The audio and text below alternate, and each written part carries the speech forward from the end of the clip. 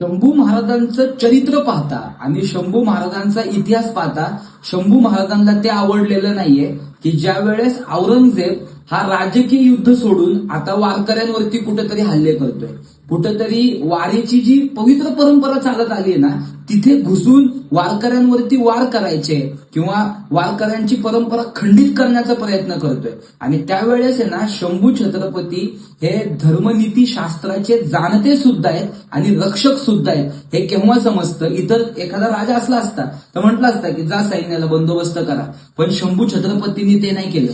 शंभू छत्रपती स्वतः हातात तलवारी घेऊन वारीच्या रक्षणासाठी उतरले आणि ज्या ज्या जिहादी मानसिकतेतून, ज्या ज्या दुष्ट यवनी मानसिकतेतून जे वारकऱ्यांवरती हल्ला करायला आलेले गनिम होताना शंभू महाराजांनी त्यांच्या हाडामासाचा चिखल केला. इतकं भयंकर धर्मरक्षण आणि इतकं भयंकर युद्ध वारकऱ्यांच्या रक्षणार्थ मांडलेले शंभू छत्रपती सुद्धा आपल्याला या कालखंडात समजले पाहिजे.